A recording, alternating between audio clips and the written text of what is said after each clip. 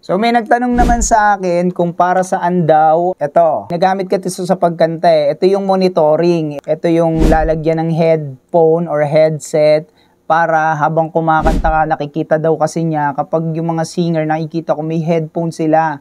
So yung headphone na yon, yun yung kanilang monitor. Doon nila naririnig lahat ng tunog, ng instrument, ng boses nila.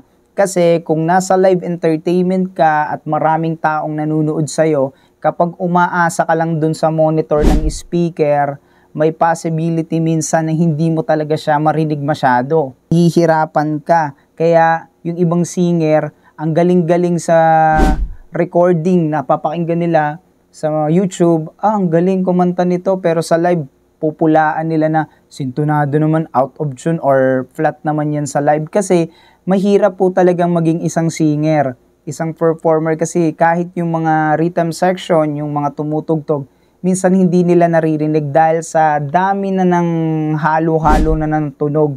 Sobrang ingay na doon sa stage. And at the same time, sasamahan pa ng ingay ng crowd ng mga nanunood, sigawan, hindi mo talaga maririnig. Ang purpose nito, ang tawag dito ay in-ear monitoring. Ito yung tinatawag na IEM. So, ito, wala akong pinopromote na brand sa ngayon, pero ito ay bigay lang ng tropa ng isang kaibigang musician dito sa Boracay Island. So, maraming salamat sa kanya. Trabaho niyan, sasalpak mo sa tenga mo, isasaksak mo yung receiver. Etong isa, isasalpak mo siya doon sa mixer.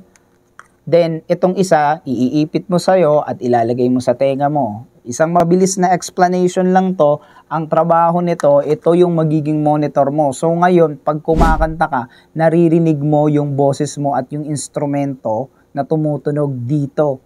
So, yung crowd, less na, hindi mo na sila maririnig na sumisigaw, nagsisigawan, nagpa-party, nagsasayawan.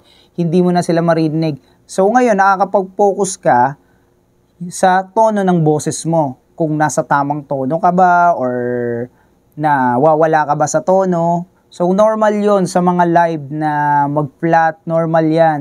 Kaya hindi rin madali ang pagiging isang singer, musician.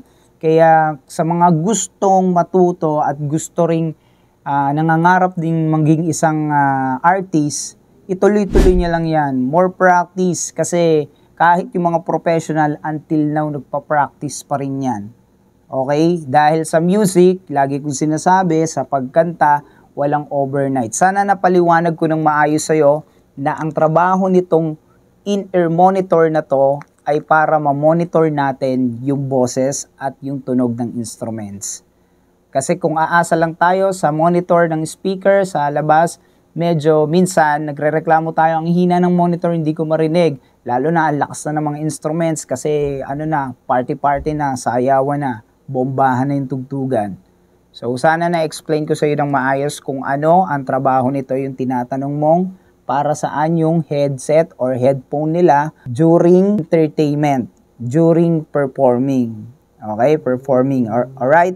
Sana intindihan mo yung explanation. Para lang to sa monitor. Maraming salamat.